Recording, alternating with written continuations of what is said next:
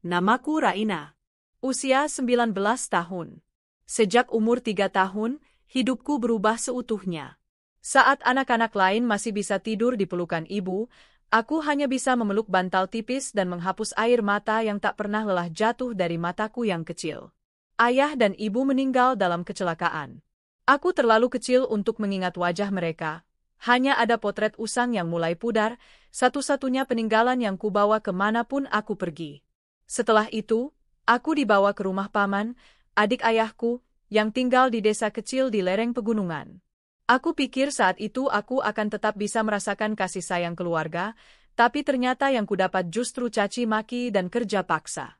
Paman dan bibiku bukan orang jahat dalam arti sebenarnya, tapi mereka tidak pernah benar-benar menerimaku sebagai bagian dari keluarga. Bagiku, mereka hanya melihatku sebagai beban tambahan yang datang tanpa diundang. Setiap hari aku harus bangun lebih pagi dari anak-anak mereka, sepupuku, Sinta dan Galih, untuk membersihkan rumah, menimba air, mencuci pakaian, dan memasak. Bahkan saat aku masih duduk di bangku SD, tanganku sudah kasar karena deterjen dan tubuhku sering gemetar karena kelelahan. Tapi aku diam. Aku menahan semuanya. Karena aku tak punya pilihan lain. Sinta, sepupuku yang hanya terpaut 2 tahun di atasku, tak pernah melewatkan kesempatan untuk merendahkanku. Ia selalu memanggilku dengan sebutan, si yatim pengemis, terutama jika ada teman-temannya datang ke rumah. Raina, bajumu tambalannya? Hahaha, itu dijahit pakai benang bekas karungnya, tawa mereka memenuhi rumah. Aku diam, menggigit bibir, menunduk dalam-dalam agar tak terlihat kalau mataku mulai berkaca-kaca. Tapi aku punya mimpi. Mimpi yang tak pernah padam meski dunia terus berusaha memadamkannya. Aku ingin sekolah. Aku ingin kuliah. Aku ingin suatu hari bisa jadi orang sukses, agar aku tak perlu lagi menjadi pelengkap derita di rumah orang lain. Dengan beasiswa dari pemerintah desa, aku bisa melanjutkan sekolah sampai SMA. Setiap hari, aku berjalan kaki lebih dari 4 kilometer ke sekolah, kadang tanpa sarapan. Sepatuku bolong di bagian tumit dan jari kaki. Teman-teman sering mengolok-olok, bahkan guru pernah memintaku keluar kelas karena bau tidak sedap yang katanya berasal dari bajuku yang jarang dicuci bersih. Tapi aku tetap semangat. Sepulang sekolah, aku bekerja di toko kelontong milik Pak Darto, tetangga depan rumah yang kebetulan baik hati. Dari situlah aku bisa membeli sabun, alat tulis, dan kadang mie instan untuk aku sembunyikan dan makan diam-diam di belakang rumah. Suatu hari, saat kelas 12, guru BK-ku bertanya, "Raina, setelah lulus, kamu mau kuliah di mana?" Aku terdiam lama. Dalam hati aku ingin menjawab, aku ingin kuliah di universitas negeri dan jadi dosen. Tapi kenyataan menamparku. Aku hanya bisa menjawab lirih, "Saya belum tahu, Bu. Mungkin kerja dulu." Setelah kelulusan, semua teman-temanku sibuk membicarakan pendaftaran kampus. Sementara aku berdiri di pinggir halaman sekolah dengan amplop fotokopi ijazah di tangan, tanpa tahu harus dibawa kemana. Aku pulang dengan langkah gontai. Di rumah, paman hanya berujar, "Sudah lulus? Bagus, sekarang bantu bibimu di dapur. Banyak kerjaan." Malam itu aku menangis pelan, membekap suara dengan bantal tua. Aku merasa dunia terlalu sempit untuk mimpiku yang besar. Hingga suatu sore, saat aku sedang menyapu halaman rumah, Bu Ijah datang. Ia adalah tetangga lama yang dulu pernah tinggal di desa kami, tapi sudah lama pindah ke kota untuk bekerja sebagai pembantu rumah tangga. Ia pulang kampung karena anaknya sakit. "Raina, kamu sekarang sudah lulus SMA ya?" tanyanya sambil menatapku lembut. Aku mengangguk pelan. "Kalau kamu mau, ikut aku ke kota. Aku kerja di rumah orang kaya, mereka lagi cari pembantu tambahan. Kamu bisa kerja di sana, sambil kuliah malam. Majikanku memang agak galak, tapi kalau kamu rajin, mereka pasti suka." Mataku langsung membelalak. "Serius, Bu? Saya bisa kerja sambil kuliah?" "Iya, asal kamu kuat ya. Gajinya memang gak besar, tapi cukup buat bayar kuliah dan makan. Yang penting kamu punya niat." Tanpa pikir panjang, aku langsung mengangguk. Ini kesempatan yang tak bisa kulewatkan. Aku pamit pada paman dan bibi dengan hati lega. Mereka tak keberatan, malah terlihat senang karena satu beban sudah lepas dari bahu mereka. Dengan uang seadanya dan satu tas kecil berisi pakaian lusuh dan foto orang tuaku, aku berangkat ke kota bersama Bu Ijah.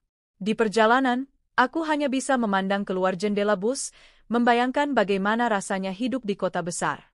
Aku berjanji pada diriku sendiri, aku akan bekerja keras, belajar sungguh-sungguh, dan suatu hari, aku akan buktikan bahwa aku bisa berhasil. Sampai di rumah majikan, aku langsung disambut dengan bentakan. Kamu pembantu barunya? Nama siapa? Cepat angkat barang itu, jangan bengong. Itulah Ibu Indah, majikanku. Wajahnya cantik, tapi sorot matanya tajam dan nadanya selalu terdengar seperti marah. Awalnya aku gemetar setiap kali ia lewat di depanku.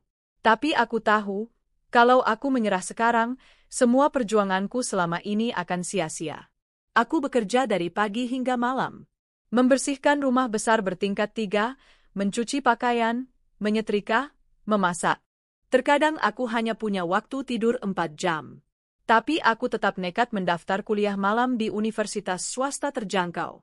Bu Ijah yang membantuku mengurus pendaftaran diam-diam agar tidak diketahui oleh majikan. Raina, kamu kuat ya nak? Jangan menyerah. Ibu tahu kamu bukan gadis biasa. Kamu istimewa. Ucap Bu Ijah sambil mengusap kepalaku suatu malam saat aku pulang dari kampus dengan mata sembab karena dosen menegurku datang telat. Malam itu aku menangis dalam diam. Bukan karena capek, tapi karena aku merasa ada yang percaya padaku. Untuk pertama kalinya setelah bertahun-tahun, aku merasa dihargai sebagai manusia. Hari-hariku terus berjalan penuh kesibukan dan tekanan. Tapi aku tak pernah absen kuliah, tak pernah menyerah. Aku mencatat pelajaran sambil menahan kantuk, menyetrika sambil menghafal materi, dan mencuci sambil mengulang-ulang teori. Di tengah lelah, di tengah amarah dari majikan yang galak dan suka mencela, aku tetap berjalan. Karena aku tahu, di ujung jalan ini, ada sesuatu yang menantiku, bukan harta, bukan pujian, tapi martabat dan masa depan yang layak. Aku tak pernah menyangka bahwa perjalanan hidupku yang keras ini akan mempertemukanku dengan seseorang yang akan mengubah segalanya. Tapi itu kisah untuk nanti. Sekarang, aku hanya ingin bertahan 1 hari lagi, lalu 1 hari lagi, dan 1 hari lagi, sampai mimpiku tak lagi hanya ada dalam tidurku, tapi berdiri nyata di hadapanku. Hari-hariku di rumah majikan masih penuh dengan kerja keras dan bentakan. Bu Indah tak pernah absen menyindir atau mengomeliku, bahkan jika hanya karena aku salah menaruh sapu atau telat 5 menit menyajikan teh sore. Tapi aku tetap bertahan. Aku tahu, untuk bisa meraih masa depan, aku harus melalui semua ini dengan sabar dan keteguhan hati. Pak Jaya, suami Bu Indah, jarang terlihat di rumah. Ia sibuk bekerja sebagai pengacara terkenal.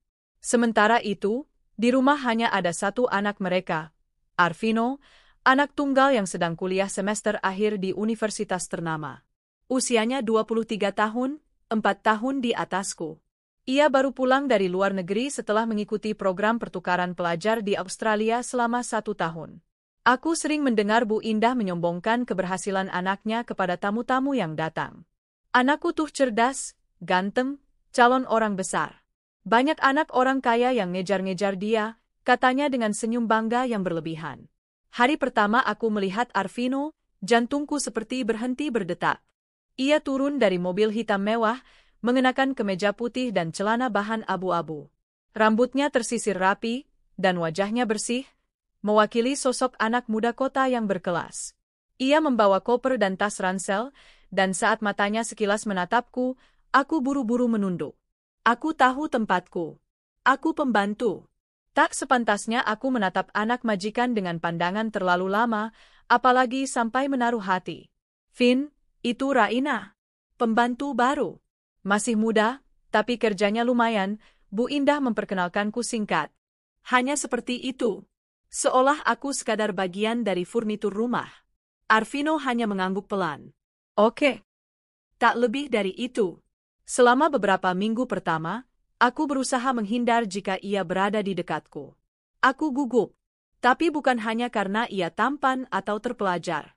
Lebih dari itu, ada sesuatu dalam caranya memandang, tatapan yang tenang, tidak seperti ibunya yang penuh penilaian. Tatapan yang membuatku merasa manusia. Suatu malam, saat aku pulang dari kuliah pukul 9 lewat, hujan turun sangat deras. Jaket tipis yang kupakai basah kuyup.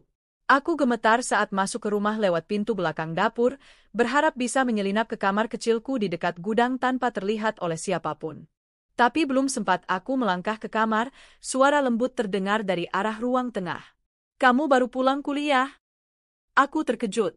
Arvino berdiri di ambang pintu dapur, mengenakan kaos dan celana training. Di tangannya ada gelas berisi teh hangat. Ia terlihat santai, tidak seperti anak orang kaya kebanyakan. "Maaf, Mas." "Iya," jawabku terbata, menunduk. "Hujannya?" tanyanya lagi sambil menghampiri. Aku mengangguk, tak berani menatap langsung. Aku sadar, bajuku basah dan menempel ketat di tubuh, membuatku terlihat seperti tikus kehujanan. "Minum ini, biar nggak masuk angin," katanya sambil menyodorkan gelas teh itu ke arahku. Mataku membelalak. Enggak usah, Mas. Saya bisa buat sendiri nanti." "Tapi kamu sudah menggigil." "Ambil aja," katanya, kini suaranya terdengar lebih tegas. Akhirnya, dengan tangan gemetar, aku mengambil gelas itu dan mengucap pelan, "Terima kasih, Mas." Dia tersenyum tipis, lalu pergi begitu saja tanpa berkata apa-apa lagi. Aku memandangi punggungnya yang menjauh, lalu menatap teh hangat di tanganku. Jantungku berdegup kencang. Rasanya bukan hanya karena udara dingin. Sejak malam itu, aku semakin sering bertemu Arvino. Bukan karena aku ingin, tapi entah kenapa, ia jadi sering muncul di dapur saat aku sedang memasak. Atau tiba-tiba menawarkan diri membantuku membawa barang berat. Bahkan suatu malam, saat aku tidur terlalu larut karena mengerjakan tugas kampus, aku mendapati secangkir kopi dan roti di atas meja kecil dekat kamarku, dengan kertas bertuliskan, "Buat Raina. Semangat kuliahnya." Aku tak tahu harus bereaksi bagaimana. Di satu sisi, aku bahagia. Di sisi lain, aku takut. Takut perasaan ini tumbuh lebih jauh. Takut bahwa semua ini hanyalah sikap baik yang sewajarnya, dan aku yang terlalu bodoh menafsirkannya dengan harapan yang salah.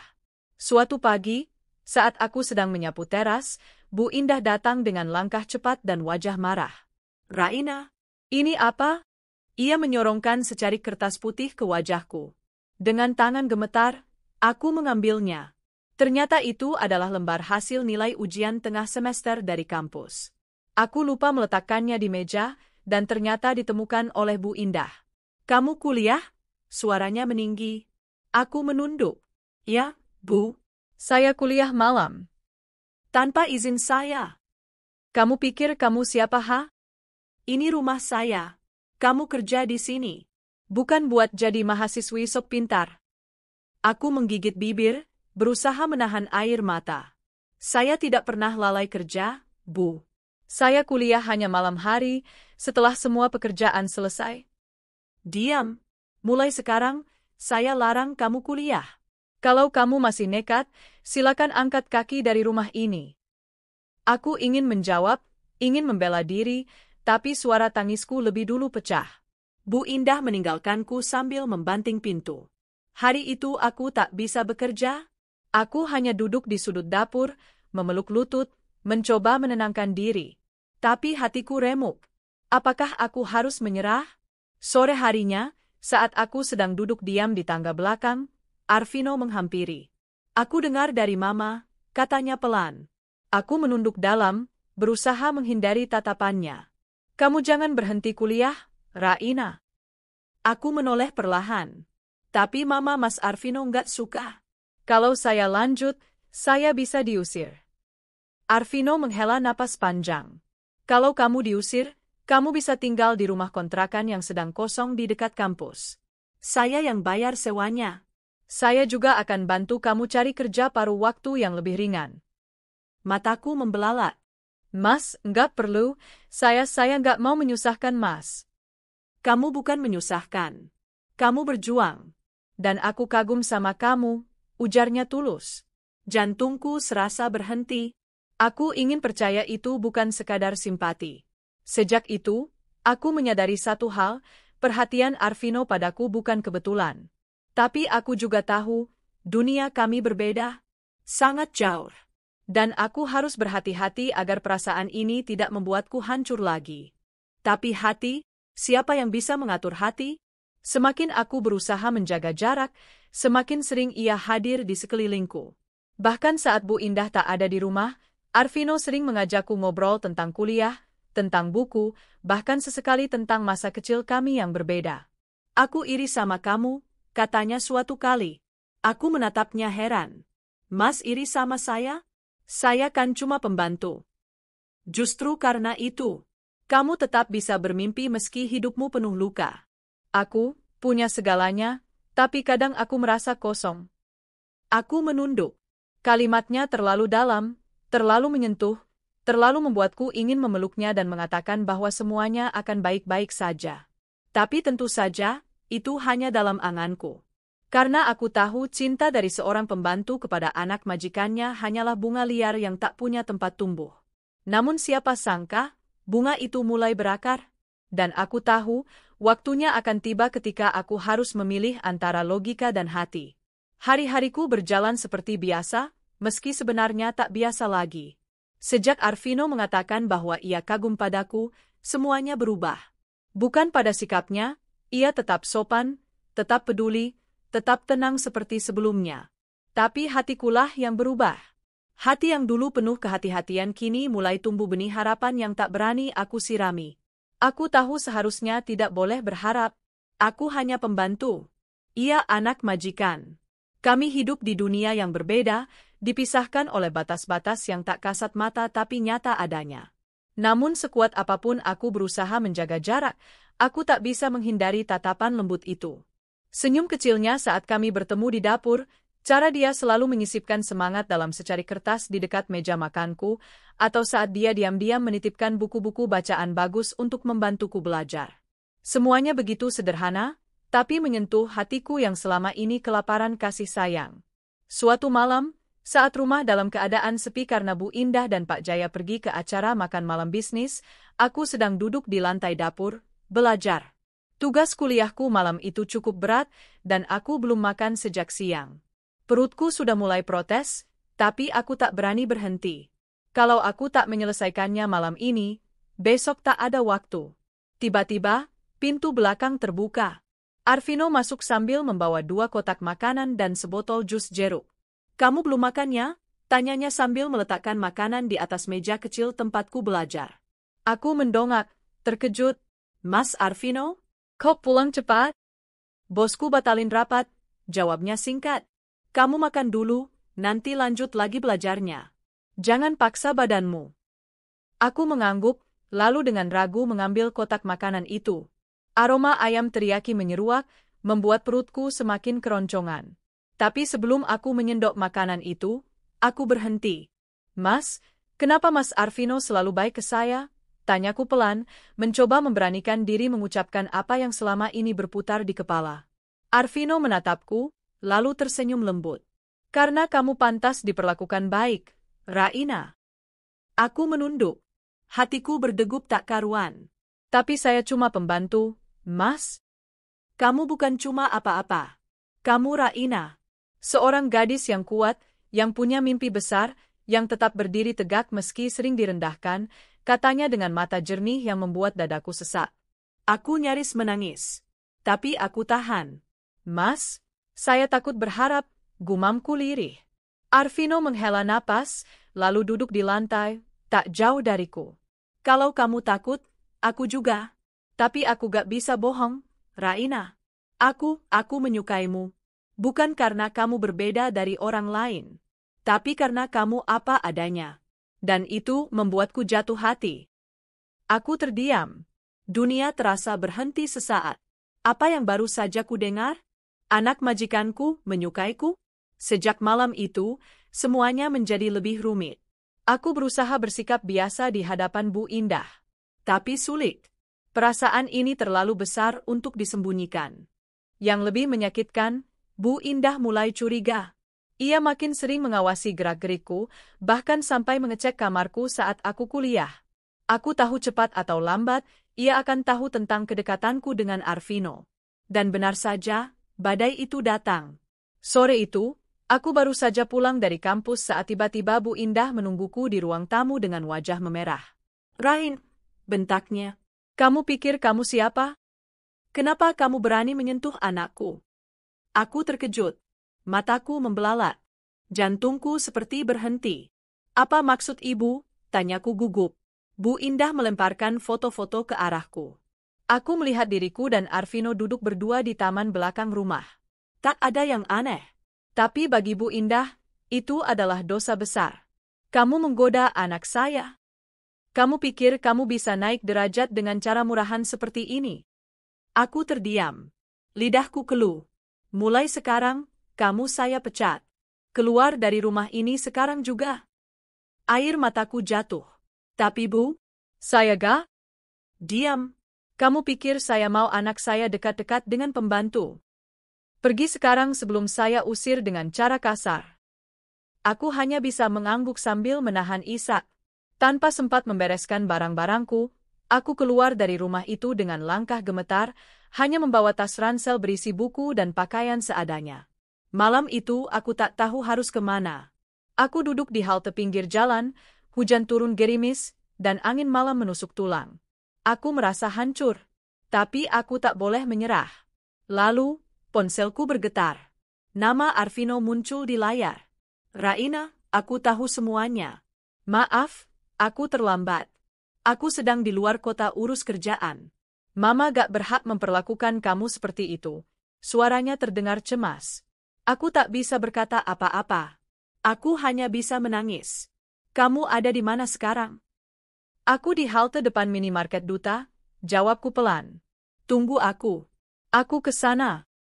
Tak sampai 20 menit, mobil hitam berhenti di hadapanku. Arvino turun dan segera membuka pintu mobil untukku. Mas, aku menunduk. Masuk, Raina. Kamu gak sendiri? Aku masuk, dan kami diam sepanjang perjalanan. Tapi kehangatan yang kudapat malam itu mengalahkan dinginnya hujan di luar. Arvino mengantarku ke rumah kontrakan kecil dekat kampus, yang ternyata sudah ia siapkan jauh-jauh hari. Di dalamnya sederhana, hanya ada satu kasur lantai, meja belajar kecil, dan lemari plastik. Tapi itu cukup. Lebih dari cukup. Untuk pertama kalinya, aku punya ruang untuk diriku sendiri. Ini untukmu.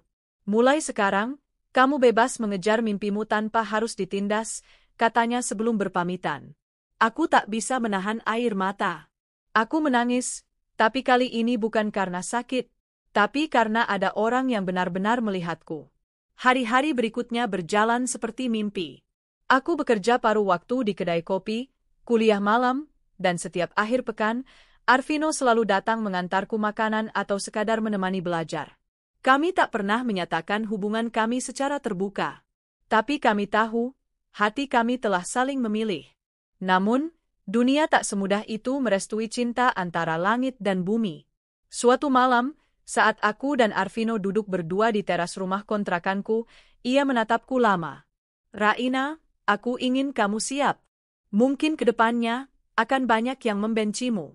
Akan banyak yang mencibir hubungan kita. Aku menunduk.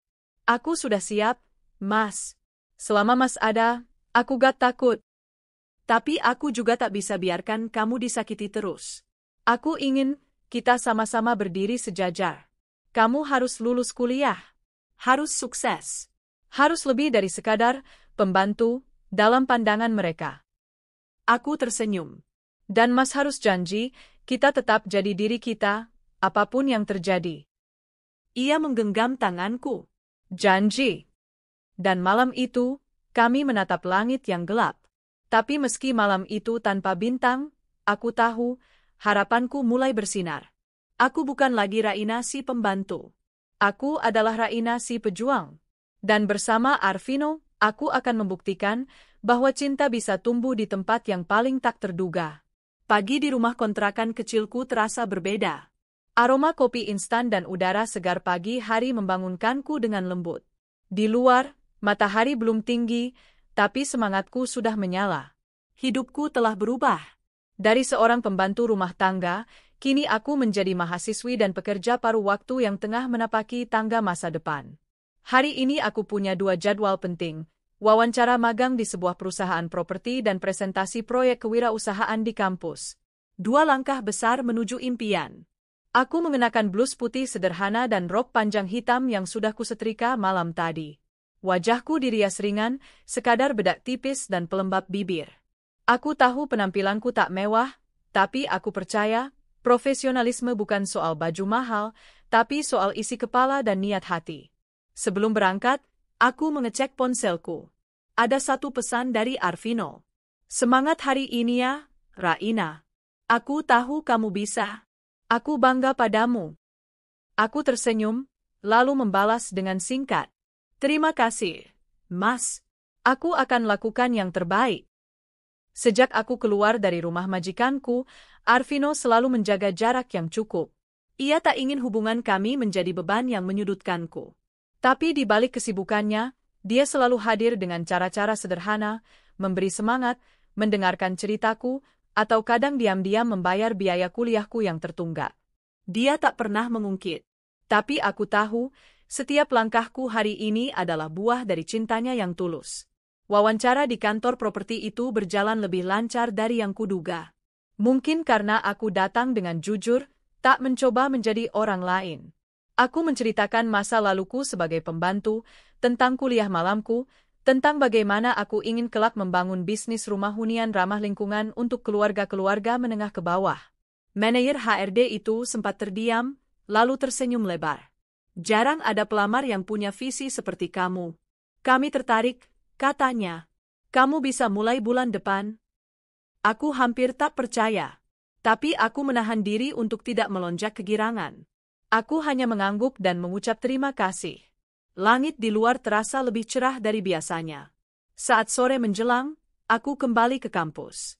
Hari ini giliran kelompokku mempresentasikan ide bisnis yang telah kami susun sejak sebulan lalu, aplikasi pencari jasa bantu harian, tapi berbasis pemberdayaan. Kami menamai aplikasi itu Ruang Harap. Kenapa kami memilih segmen ini?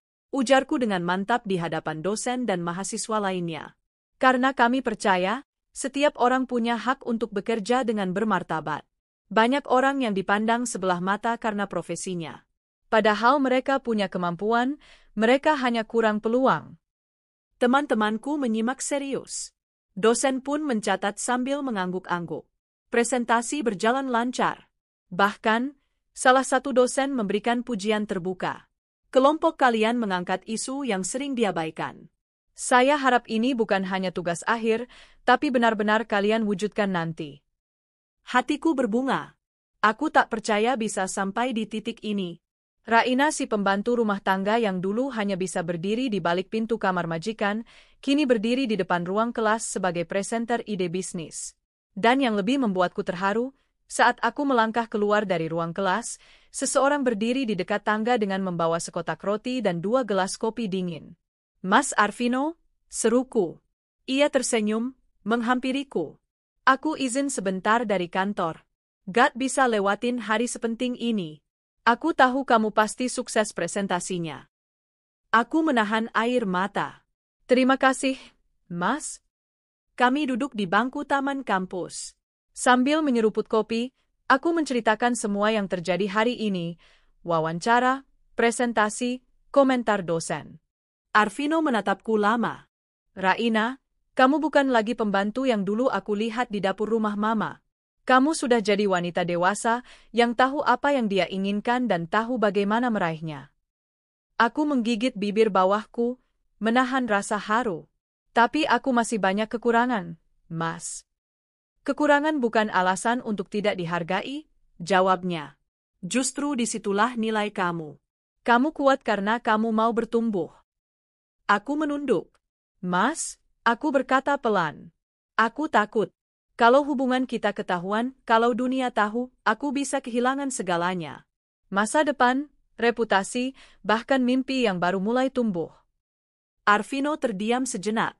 Lalu ia menjawab dengan suara tenang. Kalau kamu mau menunggu, aku akan perjuangkan kamu.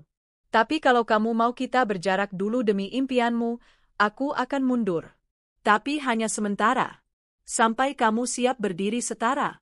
Lalu kita akan kembali berjalan bersama. Air mataku jatuh. Cinta macam apa yang setulus ini? Jangan pergi, Mas. Aku ingin kamu tetap di sini. Tapi biarkan aku tetap berjalan dengan kakiku sendiri. Arvino mengangguk. Kita saling jaga, ya. Aku mengangguk sambil menggenggam tangannya erat. Beberapa bulan berlalu. Hidupku semakin sibuk. Siang bekerja sebagai intern, sore kuliah, malam mengerjakan tugas atau mengikuti kelas daring tambahan. Kadang aku kelelahan. Tapi setiap kali aku ingat bagaimana aku memulai perjalanan ini, aku kembali bersemangat. Aplikasi, Ruang Harap, mulai menarik perhatian. Salah satu investor lokal tertarik dengan ide kami dan ingin mengajak kerjasama. Aku dan tim sempat tidak percaya, tapi setelah beberapa kali diskusi dan presentasi ulang, investor itu memberikan bantuan dana untuk mengembangkan prototipe. Itu menjadi langkah besar lainnya dalam hidupku. Kini, orang-orang yang dulu menertawakan profesi pembantu mulai melihatku dengan cara berbeda. Teman-teman kampus yang dulu tak pernah menyapaku, kini sering mengajakku diskusi. Beberapa bahkan meminta tips presentasi. Aku tak pernah merasa sombong. Aku hanya bahagia karena akhirnya aku bisa menunjukkan masa lalu bukan penjara. Masa lalu adalah batu loncatan. Dan tentang Arvino, hubungan kami masih terjaga. Kami tidak sering bertemu karena kesibukan masing-masing, tapi setiap minggu kami menyempatkan waktu untuk sekadar berbincang, bertukar cerita, atau duduk diam dalam diam yang nyaman. Namun badai belum sepenuhnya pergi. Suatu hari, Arvino mengajakku bertemu di sebuah kafe kecil yang biasa kami kunjungi. Wajahnya tampak tegang. Aku langsung tahu ada sesuatu yang serius. Ada apa, Mas? Tanyaku pelan. Ia menarik napas panjang. Mama tahu kita masih berhubungan. Jantungku mencelos. Apa yang Mama katakan? Dia memintaku menikah dengan gadis pilihan keluarga. Dari kalangan pengusaha juga. Kamu tahu siapa, kan? Dia, anak rekan bisnis Papa. Aku mengangguk. Aku tahu dia. Cantik, pintar, dan tentu saja berasal dari keluarga terpandang. Lalu, Mas? Aku tolak. Tapi Mama marah besar. Katanya aku mempermalukan keluarga. Dia bahkan mengancam akan menghentikan semua fasilitas yang aku terima. Aku diam. Hatiku sakit mendengarnya. Tapi aku tahu, aku tak bisa menjadi alasan seorang anak durhaka. Mas, kalau karena aku, lebih baik. Jangan lanjutkan, potong Arvino. Aku tahu konsekuensinya. Dan aku siap. Yang penting kamu tetap di jalanmu. Jangan biarkan tekanan dari luar menghentikan langkahmu. Aku menangis. Tapi kali ini, aku tidak takut lagi. Karena aku tahu, apa yang kami miliki bukan sekadar cinta buta. Tapi saling dukung untuk tumbuh. Saling bantu untuk kuat. Malam itu, aku pulang ke rumah kontrakanku dengan hati campur aduk. Tapi saat aku membuka laptop dan menatap proposal bisnisku, semangatku kembali muncul. Aku menulis kalimat motivasi yang kutempel di dinding kamarku. Dulu aku pembantu. Kini aku pejuang. Besok aku pemimpin. Karena aku percaya, asal kita punya keberanian, dunia tak bisa meremehkan. Dan malam itu, aku menutup hari dengan senyum. Meski dunia belum berpihak, tapi aku punya cinta yang tulus dan mimpi yang besar. Itu cukup untuk saat ini. Karena aku yakin, masa depanku lebih besar dari apa yang pernah aku bayangkan. Hari-hari terus bergulir cepat. Aktivitas di kampus dan tempat magang menyita hampir seluruh waktuku. Setiap malam aku pulang dalam keadaan lelah, tapi hati ini selalu penuh semangat. Mimpiku mulai menemukan bentuknya. Aplikasi Ruang Harap yang kami bangun bersama tim kini masuk tahap beta dan diuji oleh beberapa pengguna pertama. Namun, di tengah pencapaian ini, badai baru datang tanpa permisi. Suatu sore, aku menerima panggilan dari nomor tak dikenal. Suaranya dingin dan tajam, tapi tidak asing. Ini saya, Bu Endang. Ibunya Arvino. Tanganku refleks gemetar. Saya ingin bicara. 4 mata. Bukan di telepon. Bisa temui saya besok jam 10 pagi di Cafe Aryani? Saya harap kamu tahu diri untuk tidak menolak. Suaranya penuh wibawa, seperti biasa. Tapi kali ini ada tekanan yang nyata. Aku hanya menjawab pelan, baik, Bu. Setelah telepon ditutup, aku terduduk lemas. Perasaanku campur aduk. Aku tahu hari ini akan datang. Tapi tidak secepat ini. Pagi berikutnya, aku datang ke kafe dengan dada berdebar. Aku mengenakan kemeja putih bersih dan celana kain hitam. Sederhana tapi rapi. Aku ingin menunjukkan bahwa aku bukan gadis kecil yang bisa diremehkan. Aku sudah tumbuh, meski masa laluku penuh luka. Bu Endang sudah duduk di sudut kafe, sendirian, dengan cangkir teh yang belum disentuh. Tatapannya langsung menembus dadaku saat aku mendekat. "Silakan duduk," katanya tanpa senyum. Aku menuruti, berusaha tetap tenang. "Langsung saja," ucapnya. "Saya tidak suka berputar-putar. Saya tahu kamu masih berhubungan dengan Arvino. Padahal saya sudah minta kamu menjauh." Aku menunduk sejenak, lalu menatap matanya. "Maafkan saya, Bu. Tapi perasaan bukan sesuatu yang bisa dikendalikan semudah itu." Bu Endang mencibir. "Perasaan? Kamu pikir hidup rumah tangga bisa dibangun hanya dengan perasaan? Apa kamu pikir kamu pantas untuk anak saya setelah kamu mencuci lantai rumah saya selama bertahun-tahun?" Kata-katanya menampar, tapi aku menahannya dengan senyum pahit. "Saya mungkin pembantu dulu, Bu. Tapi saya bukan lagi orang yang sama. Saya kuliah, saya bekerja, saya membangun sesuatu." "Sesuatu?" Potongnya cepat. "Kamu bangga dengan bisnis kecilmu itu? Apa kamu pikir bisa hidup dari sana? Kamu belum tahu dunia, Raina." Aku menelan ludah. Tapi aku tetap menatapnya dengan mata mantap. "Saya tidak meminta hidup mewah, Bu. Saya hanya ingin hidup dengan martabat. Dan cinta anak ibu, itu bukan karena kasihan. Arvino melihat saya sebagai pribadi." "Justru itu masalahnya," desis Bu Endang, nadanya naik. "Anak saya menjadi buta karena kamu. Dia menolak perjodohan yang sudah kami siapkan. Kamu akan menghancurkan masa depannya." Aku menggigit bibir. "Dengan segala hormat, Bu. Masa depan seseorang adalah haknya. Jika Arvino memilih jalannya sendiri, bukankah itu bentuk kedewasaannya?" Bu Endang menggebrak meja kecil di depannya. "Cukup, kamu terlalu berani. Tapi keberanianmu salah tempat. Ini yang terakhir, tinggalkan Arvino. Kalau tidak, saya akan pastikan semua jalan yang kamu pijak, saya tutup. Kampus? Bisa saya tarik beasiswanya. Bisnismu? Investor itu kenalan suami saya. Satu telepon, dan semua selesai." Napas saya memburu. Air mata sudah menggantung, tapi aku tahan. Aku tak boleh menangis di hadapannya. Aku berdiri perlahan. Kalau itu keputusan ibu, maka saya terima risikonya. Tapi saya tidak akan menjual harga diri saya.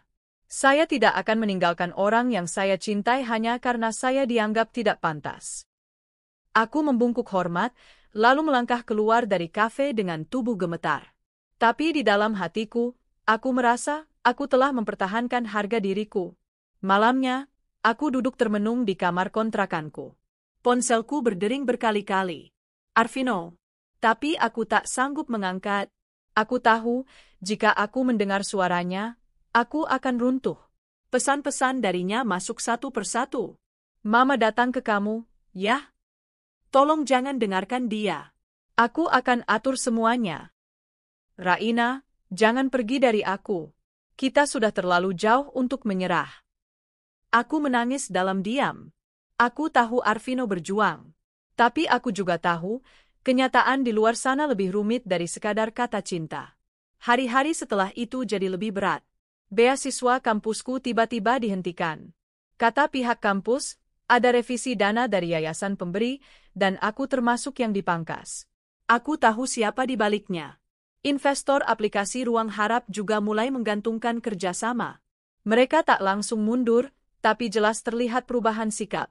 Pertanyaan mereka semakin ketat, bahkan mulai mempertanyakan latar belakangku yang tidak punya relasi kuat di industri. Aku mulai kehilangan arah. Setiap malam aku menangis dalam gelap. Apakah ini harga dari cinta? Arvino terus mengirim pesan, tapi aku masih belum membalas. Aku tidak ingin dia merasa bersalah karena kondisiku. Aku juga tak ingin dia mengambil keputusan gegabah karena emosinya. Sampai suatu malam, aku memutuskan menemuinya. Kami bertemu di taman kota. Hujan rintik turun perlahan, seperti menggambarkan suasana hatiku. Arvino menghampiri dengan mata yang lelah, tapi masih penuh kasih. Aku kangen kamu, Raina. Aku tersenyum sendu. Aku juga. Kamu kenapa nggak jawab? Aku cemas. Aku menunduk. Aku butuh waktu. Aku takut, aku jadi alasan kamu kehilangan segalanya. Arvino menggenggam tanganku. Dengar ya, kamu bukan alasan kehancuranku. Kamu alasan aku terus bertahan. Kamu alasan aku percaya hidup ini bukan soal gengsi, tapi soal makna. Aku menahan isak. Tapi Mas, sekarang mimpi kita jadi terancam. Beasiswaku hilang. Bisnisku juga hampir tak punya arah. Aku hampir menyerah. Arvino menarikku ke dalam pelukannya. Kita nggak akan menyerah. Aku sudah bicara dengan Papa. Dia tak sekeras Mama. Dia mulai bisa menerima kenyataan. Dan tentang bisnismu, aku akan bantu cari investor baru. Aku punya kenalan. Tapi satu syarat, jangan tinggalkan aku. Aku menatapnya. Lama. Kalau kita tetap bersama, hidup kita tak akan mudah, Mas. Kita harus siap dihina, diremehkan. Selama ada kamu di sisiku, aku siap. Bahkan kalau harus mulai dari nol. Aku mengangguk, dan malam itu, kami berjanji, bukan hanya untuk saling mencintai, tapi saling memperjuangkan. Apapun yang terjadi. Beberapa minggu kemudian, titik terang mulai muncul. Seorang investor muda yang pernah mendengar presentasiku di kampus menghubungi lewat LinkedIn. Ia tertarik dengan konsep ruang harap karena sang ibu dulunya juga seorang pembantu rumah tangga. Visi kamu kuat. Dan saya percaya, bisnis ini bukan cuma soal uang, tapi soal perubahan sosial, katanya saat kami bertemu. Dengan dukungan barunya, kami berhasil membangun kembali sistem aplikasi. Bahkan kampus memberiku akses pendanaan internal untuk proyek inovasi mahasiswa. Saat berita itu muncul di media kampus, aku menerima pesan dari nomor tak terduga. Raina, kamu memang gadis yang luar biasa. Ibu tidak suka, tapi ibu tidak bisa menutup mata. Jaga Arvino baik-baik. Tapi ingat, hidup di kalangan kami butuh kekuatan lebih besar dari sekadar cinta. Bu Endang. Aku tersenyum kecil. Mungkin aku belum menang sepenuhnya. Tapi aku sudah cukup kuat untuk tidak kalah. Dan malam itu, aku menulis satu kalimat baru di dinding kamar. Aku memilih mimpi. Tapi aku juga memilih cinta. Karena keduanya bisa berjalan bersama, asal kita cukup berani. Musim hujan telah berlalu, dan bersamanya banyak badai dalam hidupku ikut reda. Tapi perjuangan belum berakhir. Justru sekaranglah medan yang sesungguhnya terbuka luas di depan mata. Dengan investor baru dan semangat yang diperbarui, aku dan tim kembali membangun ruang harap dari pondasi yang lebih kokoh. Fokus kami bukan hanya aplikasi pendamping kerja bagi para pekerja rumah tangga, tapi juga platform pemberdayaan, pelatihan, koneksi kerja, bahkan psikologi kerja. Sebuah impian lama yang mulai menjelma nyata.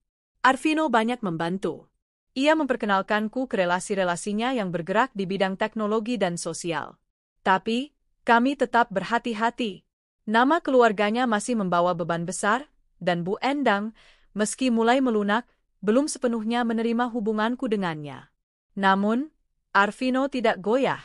Ia mulai membuka usaha kecilnya sendiri, konsultan startup. Ia ingin membuktikan bahwa hidupnya tidak bergantung pada kekayaan orang tuanya.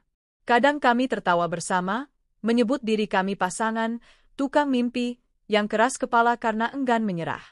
Tapi kenyataan tak selamanya berpihak pada yang punya harapan. Suatu malam, sepulang dari kampus, aku membuka pintu kamar kontrakan dan mendapati selembar surat dari pemilik kos. Maaf, Mbak Raina. Bulan depan saya tak bisa perpanjang kontrak. Anak saya dari luar kota akan tinggal di sini. Hatiku teriris. Tempat ini bukan cuma tempat tinggal. Ini ruang bertumbuhku. Tempat aku membangun ulang hidupku dari nol. Aku duduk di lantai, menatap langit-langit kamar yang mulai mengelupas catnya. Aku ingin menangis, tapi entah kenapa tak ada air mata yang keluar. Keesokan paginya aku menceritakan semuanya pada Arvino. Ia langsung menawarkanku untuk tinggal sementara di apartemennya. Mas, itu akan jadi bahan gunjingan besar. Nama kamu bisa tercoreng, apalagi keluarga kamu. Ucapku pelan. Aku sudah tak peduli gunjingan. Aku lebih takut kamu sakit karena tidak punya tempat tinggal. Aku menggeleng. Terima kasih, Mas. Tapi aku ingin tetap berdiri di kakiku sendiri. Aku akan cari kamar baru. Tapi bisakah kamu bantu aku sebentar untuk bawa barang-barang? Ia menggenggam tanganku, menatapku dalam-dalam. Apapun yang kamu butuhkan, aku akan bantu. Aku akhirnya menemukan kamar kontrakan baru, lebih kecil, dengan jendela sempit dan hanya satu colokan listrik. Tapi aku bersyukur. Masih ada atap untuk berlindung. Aku mulai menulis artikel lepas dan menerima pekerjaan desain untuk tambahan penghasilan. Selain membangun aplikasi, aku kini juga menjadi mentor informal bagi para asisten rumah tangga, muda yang ingin belajar skill digital. Beberapa dari mereka dulunya hanya tahu mengepel dan mencuci, sekarang mulai bisa mengetik dan menyusun CV. Setiap kali aku melihat semangat mereka, aku teringat diriku dulu, gadis pembantu yang cuma bisa memandangi mimpi dari balik pintu dapur. Kini aku bisa membuka pintu itu untuk orang lain. Suatu hari, aku mendapat undangan dari kampus, menjadi pembicara dalam seminar kewirausahaan sosial. Aku sempat tak percaya. Aku, Raina, si mantan pembantu? Aku berdiri di depan cermin, menatap bayangan diriku yang kini berbalut blazer hitam. Tak mahal, tapi cukup memberi kesan profesional. Aku tersenyum kecil. Dulu aku hanya bisa meminjam sepatu tua Bu Yanti untuk tampil rapi. Sekarang, sepatu ini milikku sendiri. Hari seminar, aku melangkah ke podium dengan tangan sedikit gemetar. Tapi saat melihat barisan wajah-wajah muda di depan sana, mataku menangkap wajah-wajah seperti aku dulu, rasa gugupku perlahan hilang. Aku Raina, ucapku mantap. Dulu aku adalah seorang pembantu. Tapi hari ini aku berdiri di sini karena aku percaya bahwa mimpi tak mengenal kasta. Yang membedakan hanyalah siapa yang mau terus melangkah, walau tertatih. Tepuk tangan menggema. Dan dari barisan tengah, aku melihat Arvino berdiri, menatapku bangga. Mata kami bertemu. Ia tak berkata apa-apa, tapi aku tahu, ia berkata, aku bersamamu, selalu. Namun, hidup kembali menunjukkan bahwa kebahagiaan seringkali diuji.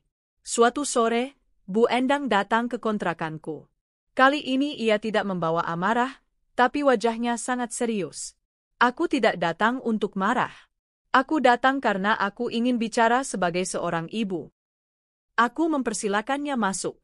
Ia duduk, menatap ruangan sempit yang penuh buku dan kardus. Lalu ia berkata pelan, kamu tahu Arvino menolak pernikahan yang sudah kami siapkan, kan? Aku mengangguk. Keluarga itu sekarang jadi musuh kami.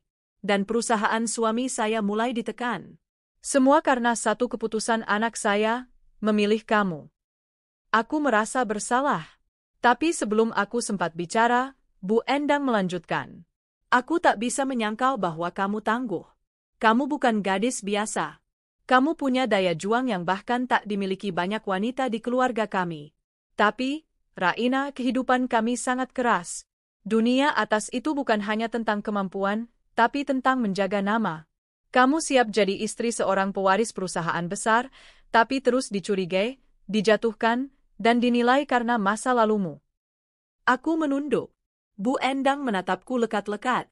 Aku tidak melarang kamu lagi. Tapi aku ingin kamu berpikir, dan benar-benar yakin, bahwa ini bukan cuma soal cinta. Ia pergi tanpa menunggu jawabanku. Malam itu, aku dan Arvino berbicara lama. Ia memelukku, dan untuk pertama kalinya, aku menangis di bahunya tanpa menahan. Mas, aku takut jadi beban. Aku takut kamu hancur karena aku. Arvino mencium keningku. Kamu bukan bebanku. Kamu semangatku. Tapi aku juga sadar, kita harus menyusun strategi. Aku sudah bicara pada papa, dan kalau kita menikah, mungkin kita harus mulai jauh dari keluarga dulu. Aku bersedia, kalau kamu siap. Aku terdiam. Mas, kamu yakin? Tanyaku pelan. Ia mengangguk. Lebih dari yakin. Beberapa bulan kemudian, setelah semua persiapan matang, Kami menikah diam-diam di sebuah tempat kecil yang sakral. Hanya beberapa orang terdekat yang hadir, termasuk Pak Herman, ayah Arvino, yang akhirnya datang diam-diam tanpa Bu Endang tahu. "Selamat, Nak. Jaga anak saya baik-baik," ucapnya, menyalamiku hangat. Aku menahan tangis bahagia. Di malam pertama setelah sah menjadi suami istri, kami duduk di balkon rumah kecil sewaan kami. Bukan hotel mewah, bukan istana, tapi bagi kami tempat itu seperti surga. "Kamu masih punya banyak mimpi, kan?" tanya Arvino sambil menggenggam tanganku. Aku mengangguk sambil tersenyum. "Dan kamu?" Ia tertawa kecil. "Bermimpilah sebanyak-banyaknya, Rain. Karena kini kita tak bermimpi sendirian." 5 tahun telah berlalu sejak aku dan Arvino memutuskan untuk menata hidup kami dari awal. Waktu seakan berlari, membawa banyak luka dan pelajaran, tapi juga cinta yang tumbuh dengan akar yang semakin dalam. Kami tidak langsung hidup mewah setelah menikah. Kami menyewa rumah mungil di pinggiran kota, dengan 2 kamar, dapur kecil, dan halaman sempit yang kutanami bunga-bunga kenangan. Saat pagi datang, aroma kopi buatan Arvino bercampur dengan suara riang anak-anak tetangga menjadi lagu pengantar semangat. Kami bekerja keras.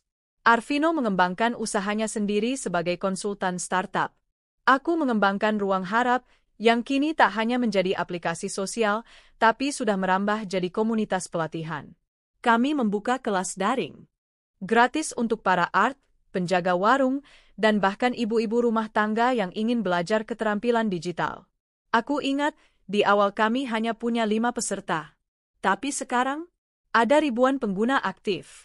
Dan lebih dari 300 orang telah mendapatkan pekerjaan layak karena keterampilan dari Ruang Harap.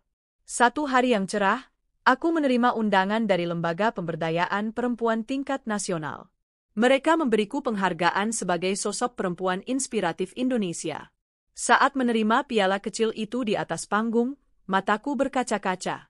"Piala ini bukan hanya untukku," kataku, "tapi untuk semua perempuan yang pernah diremehkan karena pekerjaannya. Untuk mereka yang dicaci karena asalnya.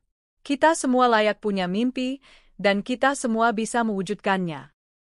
Tepuk tangan meriah menggema. Di barisan terdepan, aku melihat sosok yang dulu pernah menjadi bayang-bayang menyakitkan dalam hidupku, Bu Endang.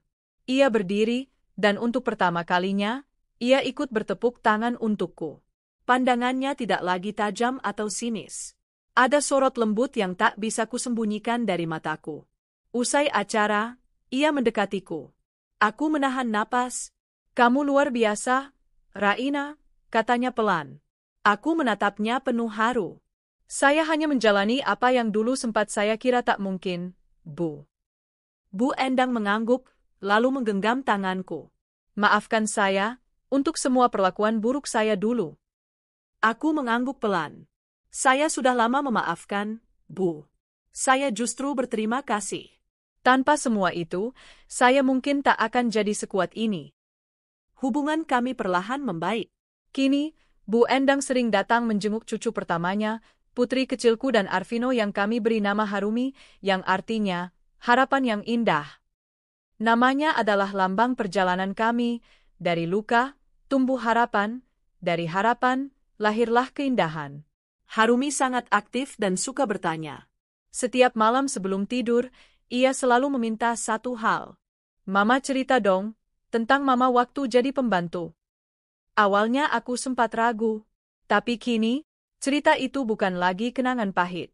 Itu adalah tonggak.